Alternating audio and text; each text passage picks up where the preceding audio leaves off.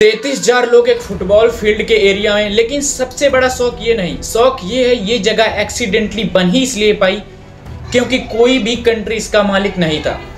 इस कंट्री का नाम है कोबलून वॉल्ड सिटी। एक अर्बन एक्सीडेंट था 1898 में जब ब्रिटेन ने हांगकांग का कंट्रोल लिया तो एक छोटी सी चाइनीज फोर्ट उनके एग्रीमेंट में अनडिफाइंड टेरिटरी छोड़ दी गई।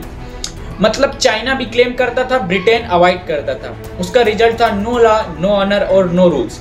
1950 में रिफुजीज, क्रिमिनल्स और डिस्प्लेस्ड फैमिली यहाँ आकर जम गई और फिर शुरू हुआ वर्ल्ड हिस्ट्री का सबसे अनयूजुअल आर्किटेक्चर एक्सपेरिमेंट। बिल्डिंग्स थी बिना इंजीनियर की, बिना ब्लूप्रिंट और बिना मेजरमेंट की। बस नीचे वाली बिल्डिंग की छत पर उसके ऊपर एक नई बिल्डिंग्स की छत। इसी तरह 14 से 15 फ्लोर्स तक इलीगल वर्टिकल ग्रोथ होती गई।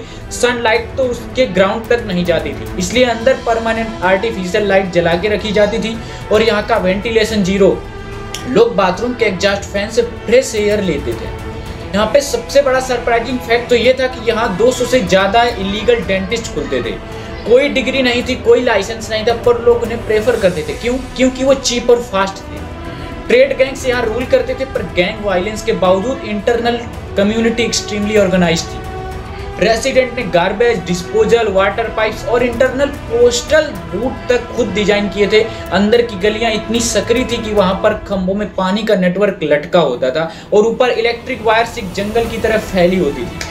गवर्नमेंट फाइनली 1993 में ये समझ गई कि ये स्ट्रक्चर अनसेफ होने के साथ साथ इंटरनेशनल एम्ब्रेसमेंट बन रहा है, इसलिए 350 मिलियन $HK कॉम्पेंसेट करके रेसिडेंट को रिलोकेट किया गया और फिर वर्ड्स डेंसेट ह्यूमन मैच डेमोलिश कर दिया गया। तो कोबलून वॉल्ड सिटी चाहे खत्म हो गया हो, लेकिन ये रिमाइंडर है कि जब सिस्टम फेल होता है तो इंसान अपना सिस्टम खुद बना लेता है।